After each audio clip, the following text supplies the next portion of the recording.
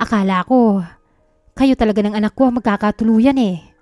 Sabi niya habang nakatingin sa akin at sa anak niyang katabi ng groom. Napangiti ako. Malabo yan, Ninang. Sabi ko. Nilingon niya ako nang nakakunot ang noo. Bakit naman? Tiningnan ko siya. Iba naman kasi ang gusto ko dati. Talaga? Sino naman? Tanong niya na tila interesado. Umiwas ako ng tingin. Ikaw, sabi ko ng mahina, yung halos hindi na marinig. Ano? Nginitaan ko siya ng nakakaloko. Ang sabi ko, Ninang, hulaan mo. Umiling-iling lang siya ng nakangiti. Ewan ko sa'yo. Minsan, tinatanong ng iba kung bakit nagagawa ng ibang tao ang isang bagay na mali.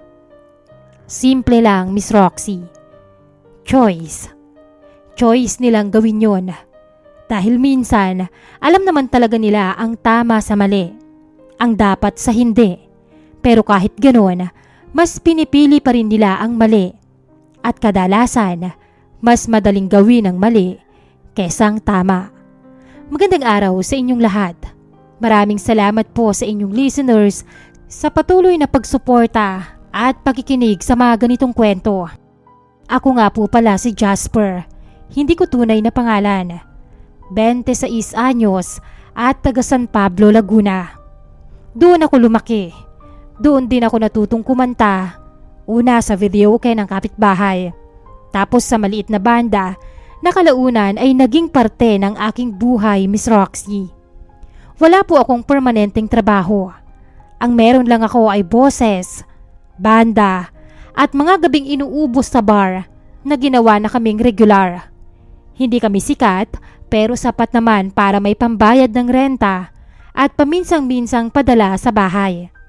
Ganun umiikot ang mundo ko hanggang sa may tumawag isang hapon habang nag-iensayo kami. Jazz, sagutin mo na muna yan. Sigaw ng gitarista namin. Pagtingin ko sa phone, pangalan ng hindi ko inaasahan ang lumabas. Audio call sa messenger mula kay Ninang Sue. Matagal ko na siyang hindi nakakausap, Miss Roxy. Huling kita ko nga sa kanya, ilang taon na rin siguro ang nakakalipas. Siguro, noong huling reunion pa namin. Hello po, Ninang. Sagot ko. Jasper. Masigla ang boses niya. Busy ka ba? Medyo po. Practice lang. Sabi ko at tsaka lumayo sa ingay. Good. Kasi may itatanong sana ako sa'yo. Sagot niya na may konting pag-alangan. Kasal na ng anak ko next month. Oo nga po. Congrats po. Sabi ko. Salamat. Tumawa siya ng bahagya. Eto kasi. Baka pwedeng ikaw ang kumanta sa Entourage. Entourage po? Ninang, hindi po ba medyo out of place ako? Naku, hindi. Mabilis niyang sagot. Bakit ka naman out of place? Kababata mo naman yun. Tsaka para namang wala kayong pinagsamahan. At tsaka, ikaw daw ang gusto niya sanang kumanta kaso nahihiya siyang tumawag sa'yo. Alam mo naman yun. May lambing ang pagkakasabi niya, Miss Roxy. Hindi pa mimilit pero buong buo ang tiwala. Isipin mo muna, dagdag niya pa. Pero sana, pumayag ka ha?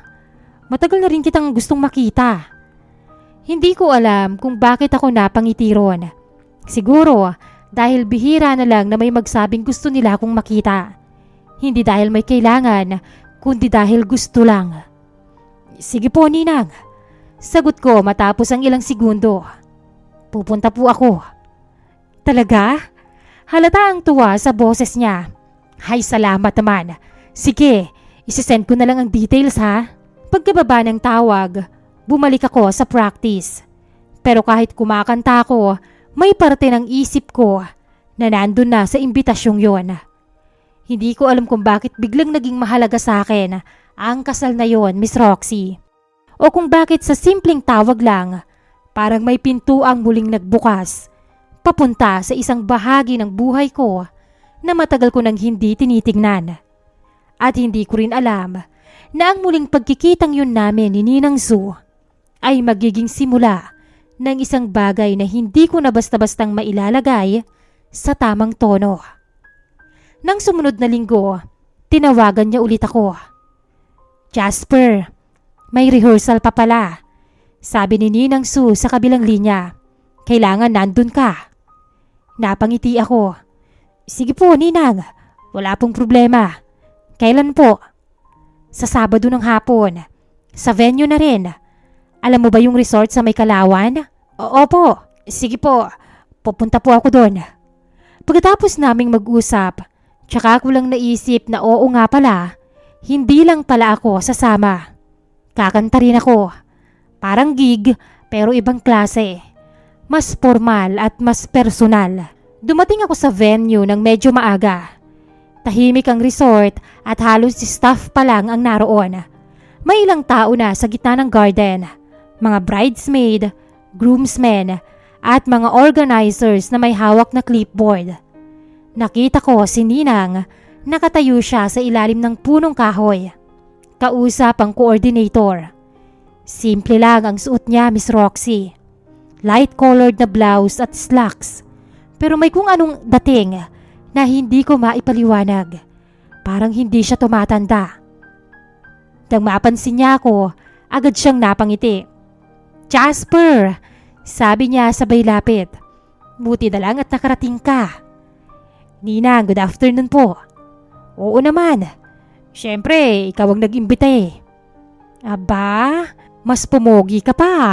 Biro niya at sabay kaming natawa. Paglapit ko sa kanya, mas malinaw kong nakita kung gaano pa rin siya ka-vibrant. Palangiti, madaling kausap. Yung tipong kahit saglit mo lang makilala, parang matagal na kayong magkakilala. Nakikita ko kung bakit maraming lumalapit sa kanya, mapa-organizers, kamag-anak, kaibigan. People person pa rin siya, gaya ng naaalala ko sa kanya. Ipinakilala niya ako sa ilan, tapos tinawag ang kanyang anak. "Anak, andito na si Jasper." Lumapit ang ikakasal na nakangiti rin sa akin. "Kamusta ka na, Jas?" "Salamat ha. At pumayag ka. Tsaka pasensya ka na rin kung si Mama ang pinatawag ko sa'yo." "Salamat ng marami." Napangiti ako. "Ano ka ba? Walang anuman. Salamat din at ginawa mo kong parte ng mahalagang araw mo." Sagot ko sa kanya. Nagkwentuhan kami saglit. Simpleng usapan lang sa trabaho nila, sa banda ko, kung saan ako tumutugtog. Walang awkwardness na namagitan sa amin. At habang nagre-rehearse, nakatayo lang si Ninang Sue sa gilid. Pinapanood ang lahat. Paminsan-minsan, nagtatama ang mga mata namin at ngumingiti siya. May kung anong pakiramdam na hindi mabigyan ng pangalan. Isang pamilyar na presensya na parang matagal ko nang kilala. Pero ngayon ko lang ulit naramdaman, Miss Roxy. Pag-uwi ko ng hapon na yon, dala ko pa rin ang tunog ng boses niya. Ang tawa, ang paraan ng pagngiti niya sa akin na parang ipinapaalala na hindi lang siya bahagi ng nakaraan ko. Nandyan pa rin siya at mukhang mas malapit na kaysa sa inaakala ko. Dumating ang araw ng kasal. Maaga akong dumating sa venue. Iba ang pakiramdam kapag kasal ang tutugtugan mo. Walang usok, walang alak, walang sigawan ng crowd. Tahimik ang paligid. Puro bulaklak at mga mukhang may halong kaba at saya. Nasa gilid na ako ng aisle. Hawak ang mikropono at pinapakalma ang boses ko habang hinihintay ko ang cue. Nang tumugtog ang unang nota, huminga ako ng malalim. Kumanta ako habang unti-unting bumubukas ang pinto sa dulo ng red carpet. Tumayo ang mga tao at nagsilingunan.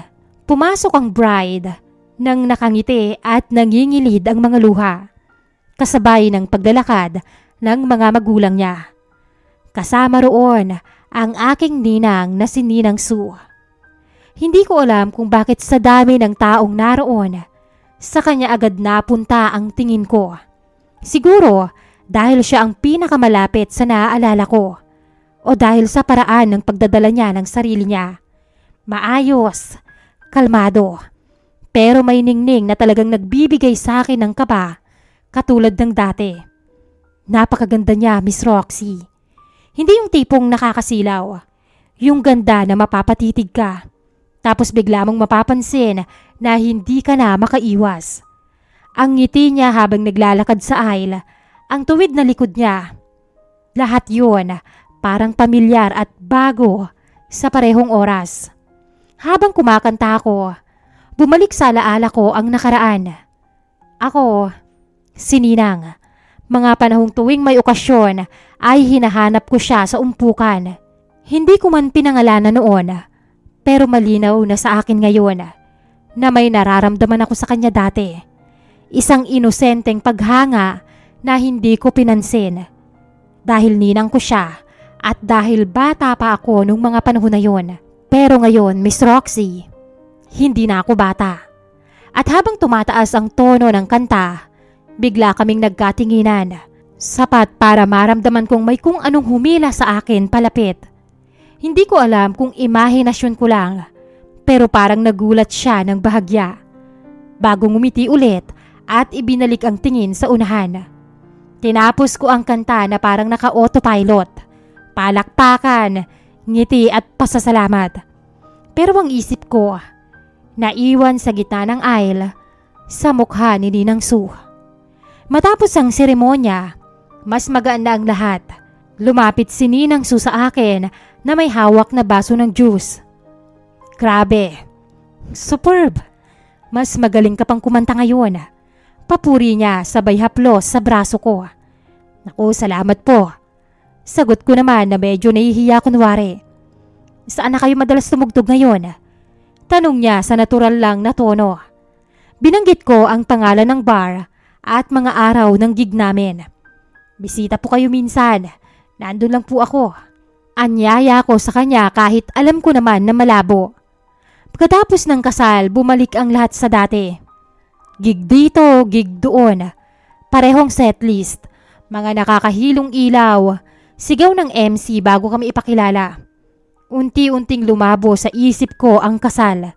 Si Sue, bumalik din sa lugar niya sa isip ko bilang isang ninang, isang bahagi ng pamilya. Hanggang isang gabi, regular gig namin yon. Mainit ang loob at maingay ang crowd. May mga bote na nagbabanggaan sa mesa. Kumakanta ako ng pang-apat na kanta namin nang biglang may humila ng atensyon ko sa may bandang likod. May isang babaeng hindi bagay sa ingay ng lugar. Tahimik siyang nakatayo, nakasandal sa may mataas na mesa. Hawak ang inumin niya, hindi sumasabay sa sigawan, hindi rin nakikisiksik. Nakatitig lang sa entablado, ng diretso at kalmado. Si Ninang Sue. Parang pumalya ang boses ko sa tono, pero itinuloy ko pa rin ang kanta, Miss Roxy. Pero iba na ang tibok ng dibdib ko. Mas lalo akong nagulat sa suot niya. Naka-tank top at leather na palda, nalampas lang sa tuhod ang haba.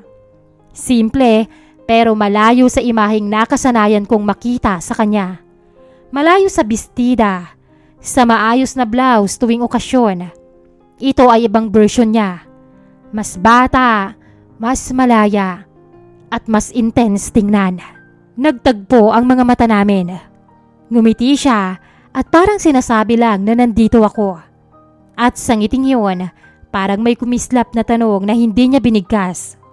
Natapos ko ang set na halos hindi ko namamalayan.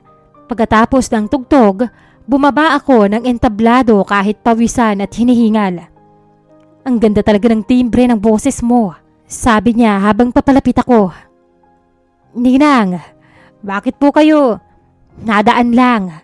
Sagot niya agad na may kasamang mahinang pagtawa. Sandali kaming nag-usap tungkol sa banda, sa lugar at sa ingay ng bar. Pero sa gitna ng lahat, hindi normal ang paraan ng pagtingin niya sa akin. Bago siya umalis, tumingin muna siya sa akin. Babalik siguro ako minsan. Tumango na lang ako at ngumiti. At habang pinapanood ko siyang mawala sa gitna ng crowd, malinaw sa akin ang isang bagay na hindi na aksidente ang pagkikitang yon, Miss Roxy. At sa puntong yon, alam kong mas mahirap nang magkunwari na wala lang. Ilang araw ang lumipas. Bumalik nga siya. Isang gabi, kalagitnaan ng second set namin, nakita ko na naman siya sa crowd. Hindi na ako nagulat katulad ng una. Mas relax siya ngayon. Mas malaya ang kilos. May inumin na ulit sa kamay niya at may kumpiyansang parang matagal na niyang hinihintay ang gabing yon. Pagkatapos ng set, mabilis akong bumaba ng entablado. Kala ko hindi ka na babalik, Ninang. Sabi mo kasi siguro eh. Biro ko sa pilit na kaswal na boses. Nagbago ang isip ko eh. Mas maingay po ngayon. Sabi ko. Ibig sabihin masaya. Sagot niya, sabay tingin sa dance floor. Alam mo, matagal na rin akong hindi nakakasayaw. Lumagok siya ng alak, 1, 2. Hindi siya lasing, pero kita ko ang pagbabago. Mas may saya ang tawa at mas magaan ang galaw ng balikat niya. Parang tinanggal niya ang isang bersyon ng sarili niya at pinalit ang mas totoo. Samahan mo naman akong sumayaw. Sabi niya bigla. Napatawa ako. Ninang, magtatrabaho pa po ako eh. Mag-break ka muna. Sagot niya agad. Tsaka minsan lang naman to. Nag-alangan ako at tumingin ako sa mga kasamahan ko. May nagtaas ng kilay, may ngumiti. Merong umiling at meron ring nanunukso. Pero alam ko na sa mga tingin na yon, ako na ang magdidesisyon. Sige ho, sabi ko rin sa huli. Sa gitna ng dance floor, mas lalong kagulo, Miss Roxy. Maingay ang mundo. Ilaw na paikot-ikot, pawis, mga taong walang pakialam kung sino ang nanonood. Nagsimula kaming sumabay sa tugtugan. Sa una ay may distansya. May pagitan. Ang gaan pala. Sabi niya sumisigaw para marinig ko. Alam mo, hindi ko na rin maalala kung kailan ang huli kong punta sa ganito. Kailan ho ba? Tanong ko. Siguro bago pa ako maging nanay ng lahat. Biro niya sabay tawa. Bago ko kailangang maging maayos palagi. Sumabay ako sa tawa niya pero may kirot sa pagkakasabi niya noon. Habang sumasayaw kami, unti-unting nababawasan ang espasyo sa pagitan namin. Tumingin siya sa akin ng matagal at saka ngumiti. Magpakasaya tayo, Jasper. Dito, sabi niya sabay turo sa dance floor. Mas lumapit pa siya sa akin. Ramdam ko na ang init ng katawan niya sa ingay ng paligid. Ang galaw namin ay halos magkapareho na rin. Hindi na sayaw na may hiya. At sa bawat segundo, mas lalong nagdikit ang mga katawan namin. Kakaibang pakiramdam ang lumukob sa akin habang nararamdaman ko siya at ang mga galaw niya. Hindi ako uminom noon, Miss Roxy. Pero pakiramdam ko ay nalalasing ako. Nang matapos ang kanta, Jasper, sabi niya halos pabulong na lang ngayon. Salamat ha. Sa ano po? Dito sa experience na to, kasama ka. Sagot niya. Nabuhay pa pala ako. Hindi ko alam kung ano ang isasagot habang nakatingin rin ako sa kanya. Sa ninang kong ngayon ko lang nakitang ganito. May nabuong desisyon sa pagitan naming dalawa. At alam kong sa susunod na kabanata, hindi na sayaw lang ang magiging dahilan ng paglapit namin sa isa't isa. Lasing na siya paglabas namin ng bar. Sapat para bumagal ang mga hakbang. Para kumapit sa braso ko habang papalabas kami. At para mas maging totoo ang mga salitang lumalabas sa bibig niya. Ayoko pang umuwi, Jazz. Mahina niyang sabi. Ihahatid ko na po kayo. Delikado na. Hindi siya tumanggi at pagdating namin sa parking lot, malamig ang simoy ng hangin. Malayo sa ingay ng bar, pagkapasok namin sa sasakyan, agad kong binuksan ang aircon. Humuni ang lamig pero hindi nun napawi ang kakaibang init na biglang namuo sa pagitan namin. Jasper. Po, Ninang. Tumingin siya sa akin.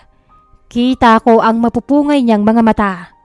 Wala na ang masiglang tawa niya kanina. Ang natira ay isang titig na lantad. Maya-maya ay dumampi ang labi niya sa akin. Hindi ko alam ang mararamdaman ko noon, Miss Roxy, Pero bago ko pamantugunin yun, pasensya ka na iho. Huminto siya at umiling. Hindi ko alam kung bakit ang tapang ko ngayong gabi eh. Hindi ako nakasagot. Nakatingin lang din ako sa kanya. Sa babaeng biglang hindi ko ninang ng sandaling yon, kundi isang babaeng pagod, magulo at parang may dinadala. Okay lang po, sabi ko rin sa huli. Pero hindi ko sigurado kung totoo yon, Miss Roxy. Hanggang sa naramdaman ko ulit ang kamay niya sa magkabilang pisngi ko. Nakita ko ang kakaibang apoy sa mga mata niya. At bago pa man ako makasagot, naramdaman kong muli ang labi niya sa labi ko. Sa pagkakataong yon, Miss Roxy, ginantihan ko na ang paghalik niya. At sa loob ng sasakyan, sa liwanag ng dashboard at lamig ng aircon, hinayaan naming mangyari ang hindi dapat kahit alam naming mali at kahit alam naming may kapalit. Pagkatapos ay hindi kami makatingin sa isa't isa. Jasper, muli niyang sabi ng mahina. Hindi ko alam kung ano ang isasagot ko sa kanya. Ang alam ko lang noon, hindi na kami pwedeng magpanggap na wala lang ang nangyari. At habang umaandar ang sasakyan palayo sa bar, malinaw sa akin ang isang bagay. Hindi pa rin matatapos ang gabing yon. May sariling isip ang mga kamay ko. Hinayaan ang manibela na kumabig pa kaliwa, imbis na pauwi sa kanila. Ang alam ko lang, pamilyar na daan. Papunta sa apartment ko yon, Miss Roxy. Pagdating namin, naroon pa rin ang bigat. Ang pakiramdam na may mali. Pero hinahatak pa rin kaming dalawa palapit sa isa't isa. Hindi ko alam kung hihinto ba ako kapag may sinabi siya, Miss Roxy. Pero wala nang sumunod. Ang nangyari ay isang sandaling tuluyan na naming binitawan ng pag-iingat. Isang kasalanang hindi na maitatanggi. 3 beses pang naulit ang pangyayaring yon sa aking apartment sa pagitan namin ni Ninang Sue, Miss Roxy. Sinulit talaga namin ang gabing yon. Ngunit pagkatapos ng namagitan sa amin nung araw na yon, hindi na kami muling nagkita pa ni Ninang Sue. Walang mensahe at tawag. Walang kahit na anong paliwanag. Akala ko nga noong una, baka kailangan lang ng oras. Pero habang lumilipas ang araw, parang tuluyan siyang naglaho. Tinangka kong hanapan ng dahilan ang katahimikan niya. Hanggang sa kusa na lang dumating sa akin ang totoo. Nang gabi pa lang yon, nag-away pala sila ng asawa niya. Tinanong siya kung bakit siya nagpupunta sa bar, kung may kinikita ba siya roon o kung may ibang lalaki siya. Hindi ko alam ang buong detalye. Ang alam ko lang, doon naputol ang lahat bago pa man ako makapagtanong. Hindi na kami nag-usap pang muli. Hindi na rin kami nagkita pa, Miss Roxy. Tuwing may gig ako at sumasampa sa entablado, minsan napapalingon pa rin ako sa crowd. Isang nakasanayang paghahanap na alam kong wala na ron. At sa tuwing kumakanta ako ng mga kantang tungkol sa maling oras at maling tao, hindi na lang yun basta lyric sa akin. May mga bagay pala talaga, Miss Roxy, na nangyayari lang ng isang beses. Hindi dahil kulang ang nararamdaman, kundi dahil mali. Mali para ipaglaban, para ipaliwanag, at mali para ulitin pa. Hanggang ngayon po, dala ko pa rin ang tanong kung bakit ganoon na lang kadaling maglaho ang lahat. At ang sagot na ayaw kong aminin, na minsan ang katahimikan ay hindi kawalan ng sagot, kundi yun na ang mismong wakas. Hanggang dito na lamang po ako at maraming salamat sa inyong pakikinig. Lubos na gumagalang, Jasper.